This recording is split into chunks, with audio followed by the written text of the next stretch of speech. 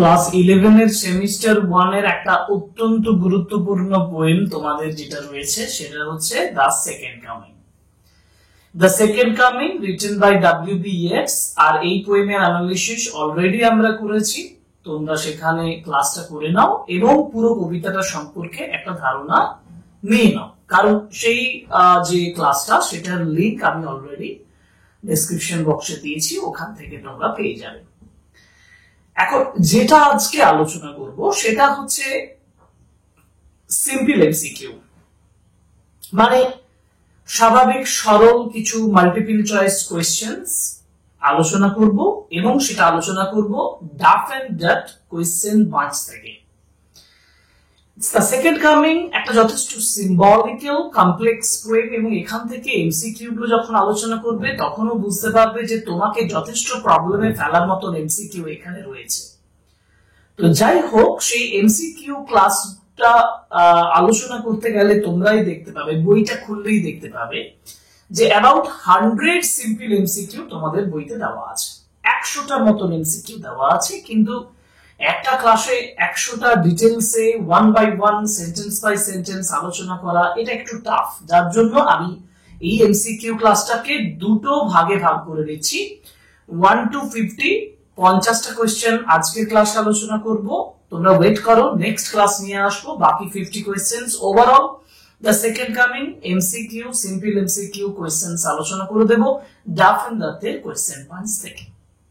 So welcome to English edition channel, and today's class is on the simple MCQ on the second coming.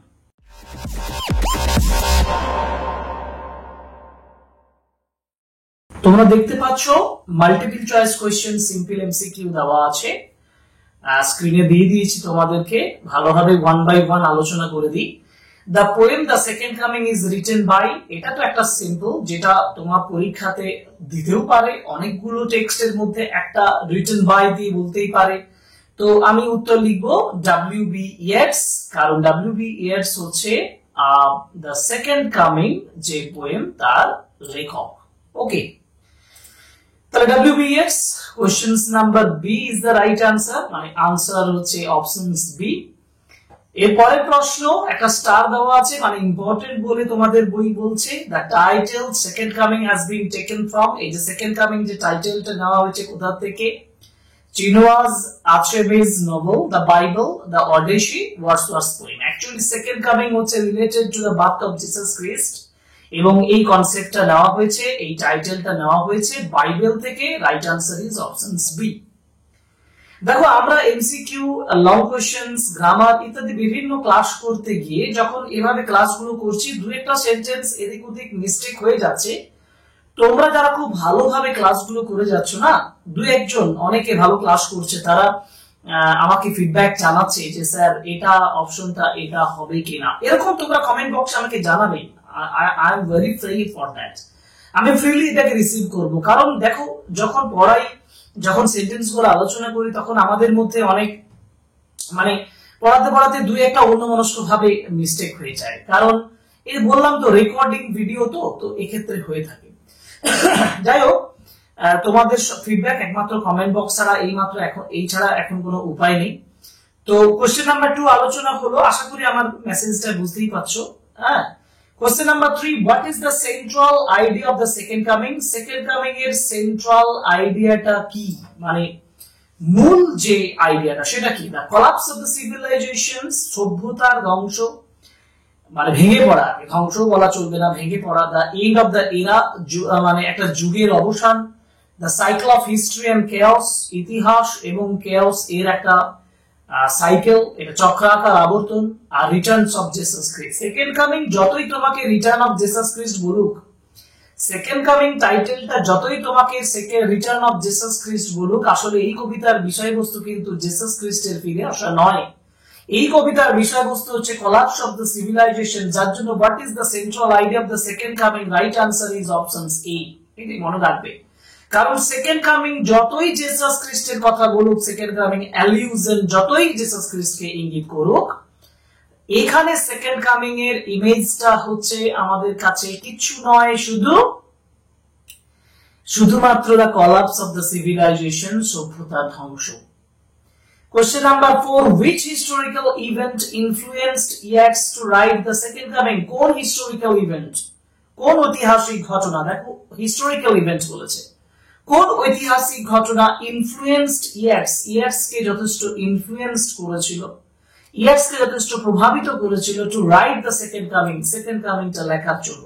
চারটি option আছে, French রিভলিউশনস, French রিভলিউশনস নয়, the great depression, no, the Great Depression নয়, World War First is the right answer, কারণ 1914 সালে world war ঘটে যায় এবং world war এর পরে সারা বিশ্বে একটা chaotic সিচুয়েশন তৈরি হয়ে যায়, একটা এলোমেলো পরিস্থিতি তৈরি হয়। সেই পরিস্থিতিটাকে ওয়ার্ল্ড ওয়ার ফার্স্ট, সেটাই কবিকে ইয়েটসকে লিখতে বাধ্য করে দ্য সেকেন্ড কামিং পোয়েমটা। বুঝতে পেরেছো? কোশ্চেন নাম্বার 4 আলোচনা হলো, এবার আমরা চলে যাব next question number 5। What imagery, কোন ইমাজারিটা অর্থাৎ কোন প্রতিচ্ছবিটা, কোন চিত্রটা does Yeats used in the second coming, second coming এ ব্যবহার করেছেন, ভালোভাবে বুঝবে এটা। দেখো ইমেজটা হচ্ছে ন্যাচারাল সাইকেল, ন্যাচারাল সাইকেল, হ্যাঁ ন্যাচারাল সাইকেল বলতে creation destruction, this is the natural cycle. প্রাকৃতিক একটা আবর্তন যেটা হয়ে থাকে, শেষ হয়, সৃষ্টি হয়, সৃষ্টি শেষ, এইভাবে একটা ন্যাচারাল সাইকেল হয়। ন্যাচারাল সাইকেল একটা ইমেজ এখানে হতে পারে। বিবলিক্যাল অ্যালিউশনস, হ্যাঁ বাইবেলের অ্যালিউশনস, হ্যাঁ সেকেন্ড কামিং হচ্ছে বাইবেলের অ্যালিউশন, তাই না? সেকেন্ড কামিং যে টার্মটা সেটাই তো বাইবেলের অ্যালিউশন, বাইবেল থেকে নেওয়া হয়েছে। অ্যানিমাল সিম্বলিজম এখানে রয়েছে। এখানে কবিতাতে বলা হয়েছে যে একটা লায়ন বডি আর মাউথ মানে ফেসটা হচ্ছে একজন মানুষের, ম্যান, এবং স্ফিংস এর ইমেজ নিয়ে আসা হয়েছে এবং লায়ন ইমেজ নিয়ে হয়েছে, যেহেতু অ্যানিমাল ইমেজও রয়েছে তাহলে তিনটে আমি দেখতে পাচ্ছি এই কবিতায় তিনটে জিনিসই রয়েছে, ন্যাচারাল সাইকেল, বিবলিক্যাল অ্যালিউশনস, অ্যানিমাল সিম্বলিজমস। তাহলে কোন ইমাজারি? আমি বলবো all of this, option D is the right answer. এবার হচ্ছে what is the central theme of the poem, এই কবিতার সেন্ট্রাল থিম মানে হচ্ছে কেন্দ্রীয় বিষয়বস্তু। এই কবিতার what is the central theme of the poem, এই কবিতার মূল কেন্দ্রীয় যে বিষয়বস্তু, যে থিম, সেটা কি? দ্য প্রোগ্রেস অফ সিভিলাইজেশন, সভ্যতার উন্নতি। দ্য কলাপস অফ অ্যান এরা, একটা যুগের অবসান, ভেঙে পড়া। The triumph of good over evil, মানে ইভিলের উপরে ভালোর জিতে যাওয়া, এটা নয়। The power of human race, মানব জাতির যে ক্ষমতা সেটা। Actually the collapse of an era, progress নয়, collapse of an era, option B is the right answer. একটা যুগ, সেই যুগের ভেঙে পড়াটা হচ্ছে এই কবিতার সেন্ট্রাল পয়েন্ট। কারণ কবি বলছেন যে everywhere there is chaos, chaos তৈরি হয়েছে। এরকম অনেক এমসিকিউ পাবো, দেখো না লাইন তুলে। Which literary movement does the second coming belong to? কোন লিটারারি মুভমেন্টের সঙ্গে সেকেন্ড কামিং যুক্ত? এটা রোমান্টিসিজম না, রিয়েলিজম না, পোস্টমডার্নিজম না, modernism is the right answer. Modernism কেন? কেন মডার্নিজম? কারণ মডার্নিজমের মধ্যে যেটা, যে মেসেজটা নিয়ে মডার্নিজম তৈরি, সেই মেসেজটা হচ্ছে message of destructions, message of chaos, message of demolition, ধ্বংস, এলোমেলো পরিস্থিতি, সমস্ত কিছুর যে অবস্থা সেইটা মূলত মডার্ন পোয়েট্রির মাধ্যমে প্রকাশ করা হয়েছে। এবং modernism is the finest example, is the finest literary movement that is related to second coming. Second coming এর সঙ্গে মডার্নিজম যুক্ত, মনে রাখবে। Now, how does Yeats describe the state of the world in the poem? এই কবিতায় how does Yeats describe, কিভাবে Yeats বর্ণনা করেছেন the state of the world, এই পৃথিবীর অবস্থাটা in this poem, এই কবিতায় কিভাবে তিনি অবস্থাটা বুঝিয়েছেন, এটা ইম্পর্টেন্ট। কি অবস্থা মানে কিভাবে? না as harmonious and peaceful, সম্প্রীতিপূর্ণ, শান্তিপূর্ণ না, একেবারেই না। as progressive, উন্নতিকর না। as stagnant and unchanging, স্থির এবং অপরিবর্তনীয় না। as chaotic and turbulent, এলোমেলো পরিস্থিতি যুক্ত, turbulent, chaotic situations, demolition, destruction, এইটা Yeats describe করছেন এই কবিতার মাধ্যমে, সেই পৃথিবীর ডেসক্রিপশন এই কবিতার মাধ্যমে করেছেন। আচ্ছা, কোশ্চেন নাম্বার 8 হলো, কোশ্চেন নাম্বার 9 এ যাই।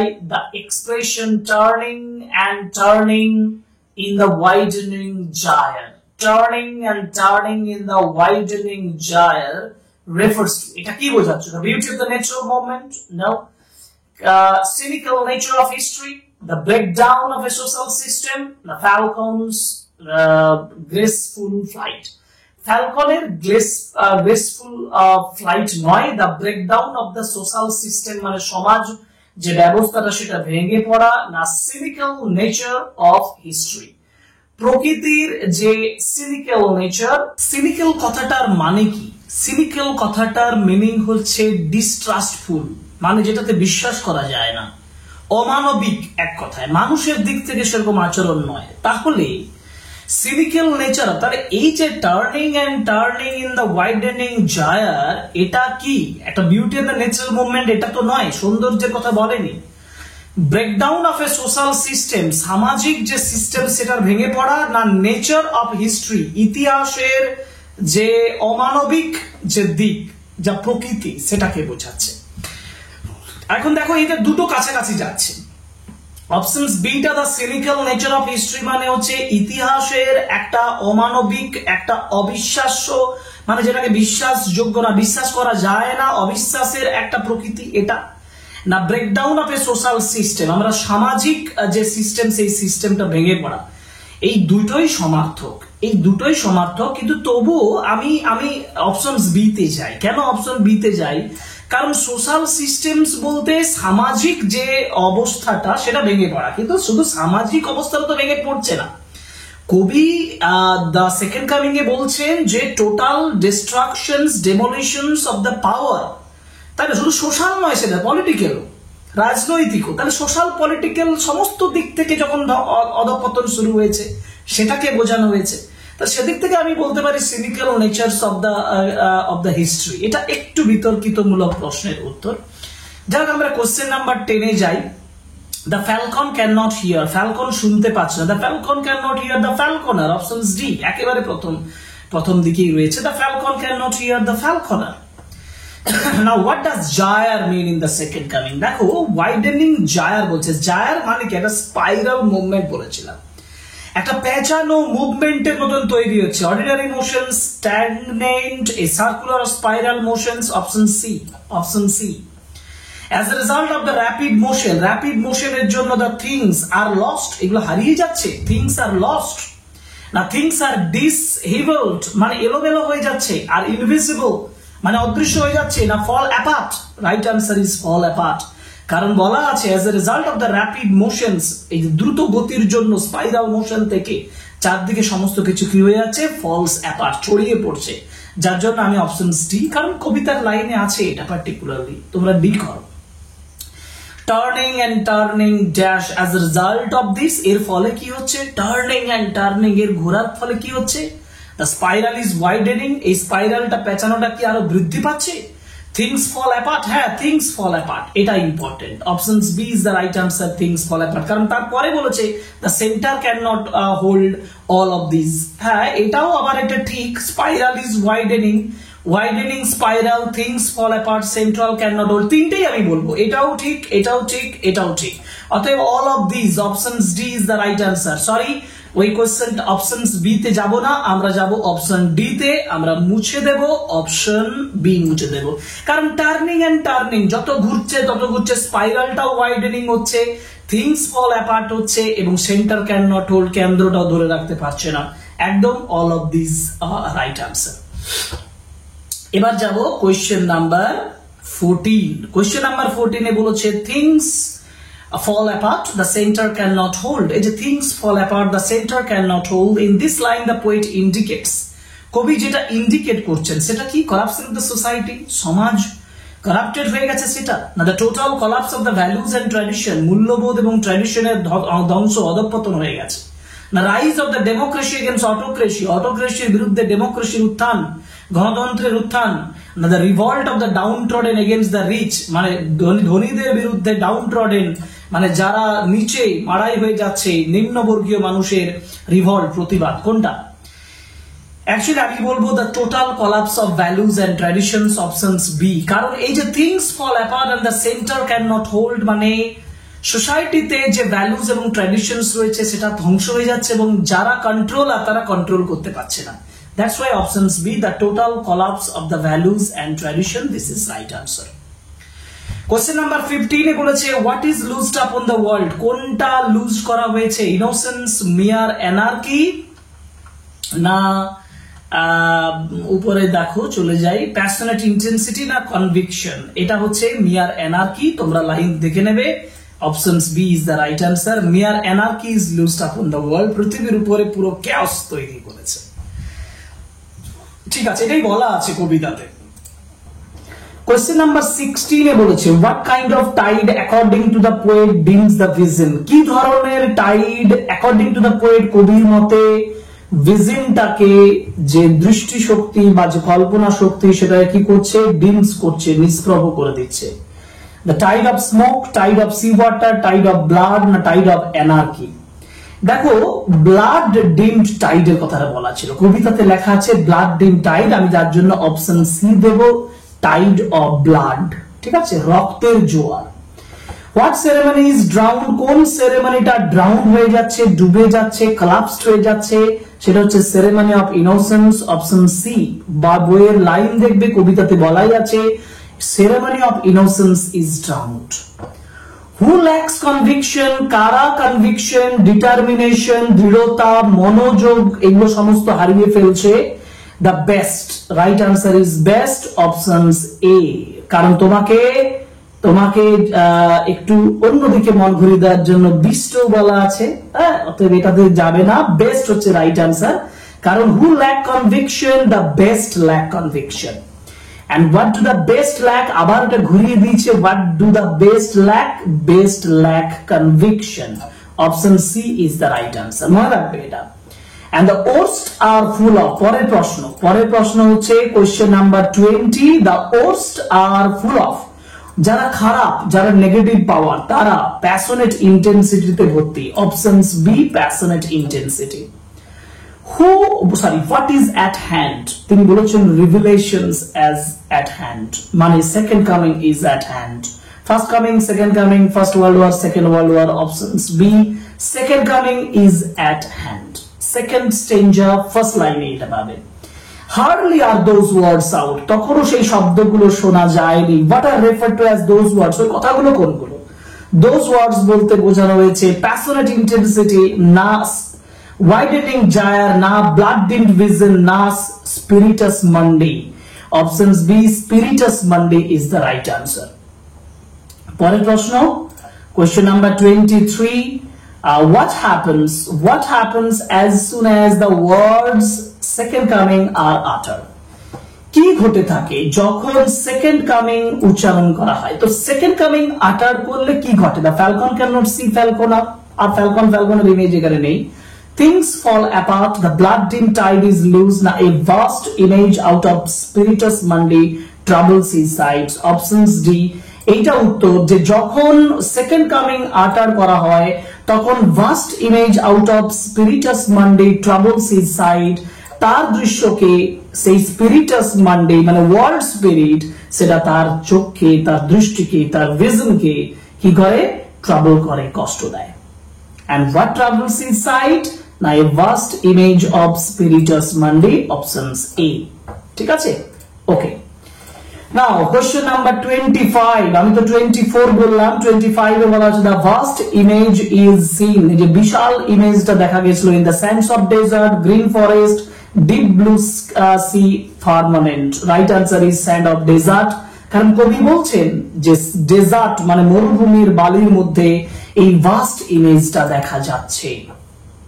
Question 26, the body of the beast like image, ও যে বিস্টের মতন যে শরীরটা, সেই শরীরটা is that of a কিসের শরীর? এটা lion, man, tiger, dragon. Right answer is lion, কারণ বডিটা লায়নের, ফেসটা কিন্তু ম্যানের। সেটার উপরে তোমাকে দিয়েছে দেখো অপশন কোশ্চেন একটা, the head of the image is that of, head is that of the man, অতএব B is the right answer. and while all about it real shadows, এখানে shadows ছায়া তৈরি হচ্ছে রিলের মতো ক্রমবর্ধমান মানে সরে সরে যাচ্ছে এরকম shadows তৈরি হচ্ছে তো what are the shadows of shadows গুলো কিসের birds এর পাখির desert birds right answer is options A desert birds is the right answer কারণ sphinx এর নয় phantoms এর নয় lions এর নয় desert birds গুলো যারা annoyed যারা irritated যারা বিরক্ত হয়ে যাচ্ছে because of that beast figure ওই beast figure এর জন্য যারা বিরক্ত হয়ে যাচ্ছে তাদের ছায়াগুলো তারা যেন উড়ে উড়ে চলে যাচ্ছে তাদের ছায়াগুলোর কথা এখানে বলা হয়েছে Question number 28 এর পরে আমরা যাব question number 29 পরের পেজে এসো তাহলে বুঝতে পারবে 20 centuries of stony sleep were vexed to 20 centuries of stony sleep were vexed to dream nightmare life ceremony of innocence right answer is nightmare যেন স্লিপটা vexed হচ্ছে nightmare A 20 centuries of stony sleep were vexed to nightmare by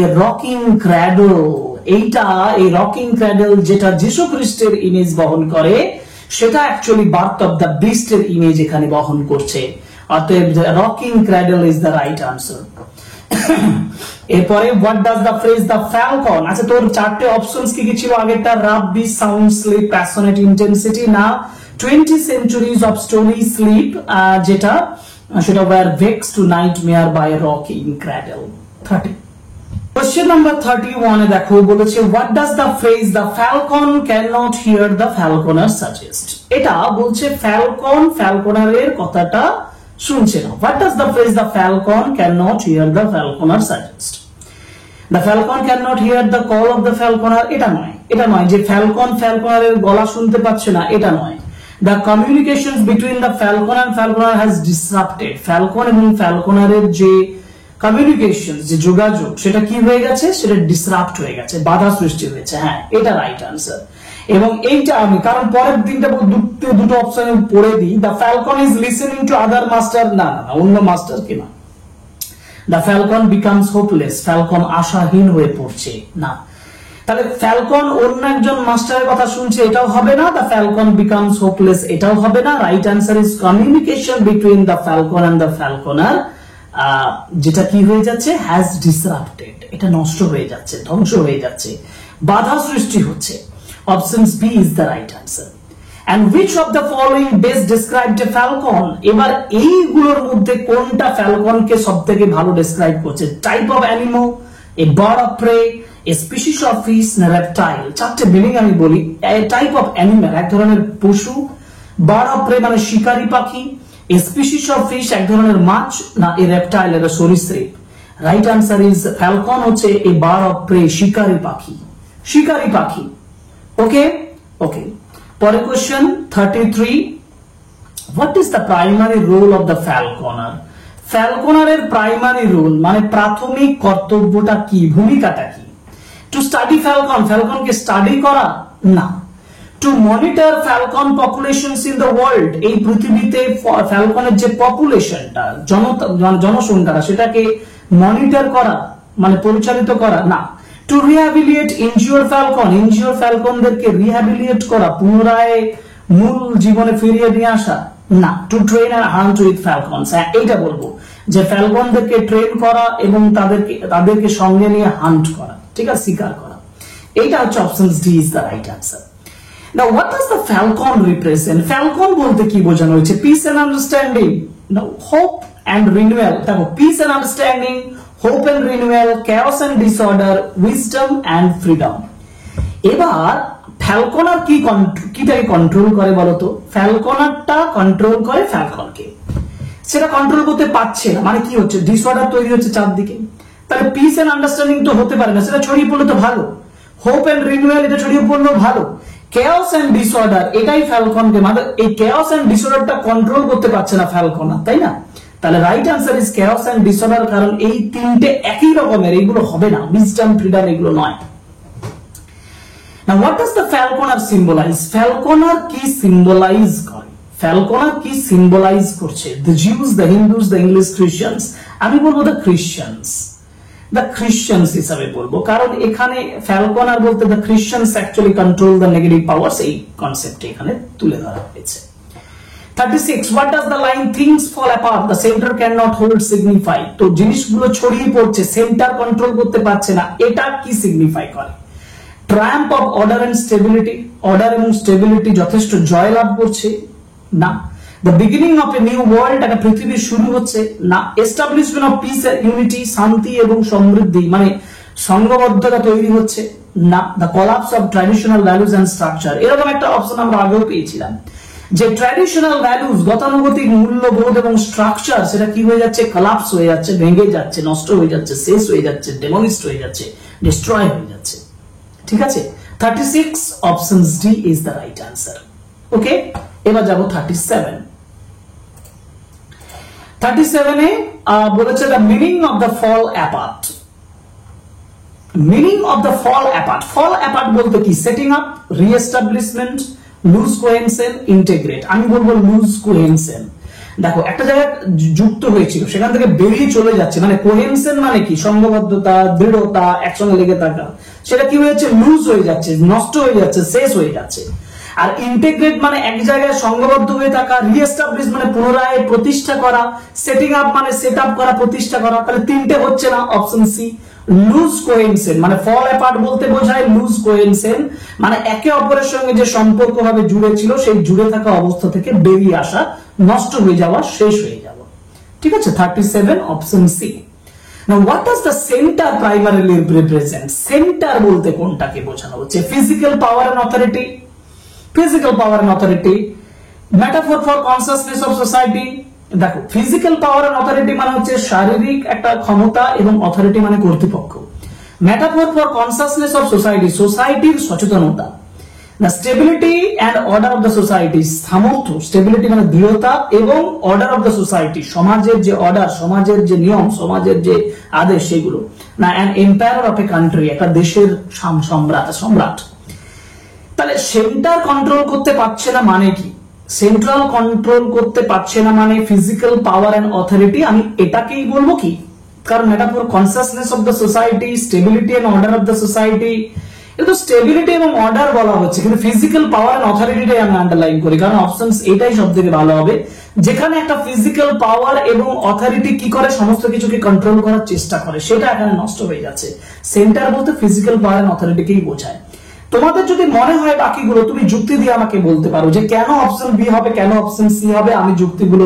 আলোচনা করব মানে যুক্তিগুলো analyse করার চেষ্টা করব যদি তোমাদের যুক্তি অন্যরকম হয় তাহলে কমেন্ট বক্সে আমাকে কমেন্ট করে জানাও আমি তোমাদের যুক্তিগুলো বোঝার চেষ্টা করব ঠিক আছে কিন্তু আমার যুক্তি অনুযায়ী এখানে সেন্টার বলতে যেটা কন্ট্রোল করতে পারছে না মানে একটা ফিজিক্যাল পাওয়ার এবং অথরিটি যেটা আছে কর্তৃপক্ষ যেটা আছে সেটা কন্ট্রোল করতে পারছে না ডিসঅর্ডার সিচুয়েশনটাকে বাকি সোসাইটির কনসাসনেস বা অর্ডার অফ দ্য সোসাইটি আমার সেরকম ভাবে ক্লোজ মনে হচ্ছে না তোমাদের যুক্তি থাকলে তোমরা জানাও 39 এ যাই হোয়াট ডাজ দ্য ফ্রেজ মিয়ার anarchy লুজড upon the world signify এই যে দেখো ওয়ার্ল্ড এর উপরে মিয়ার অ্যানার্কি মানে chaos সৃষ্টি করা হয়েছে এই যে এই ফ্রেজটা এটা কি সিগনিফাই করে কি বোঝায় যে the Triumph of social order সামাজিক যে অর্ডার সেটার যে বেশি করে ট্রায়াম্প হচ্ছে জয়যুক্ত হচ্ছে হ্যাঁ না the emergence of chaos and disintegrity এলোমেলো অবস্থা তৈরি হচ্ছে মিয়ার অ্যানার্কি এটাই হবে যে chaos তৈরি হচ্ছে ডিসইন্টিগ্রিটি তৈরি হচ্ছে সংঘবদ্ধতা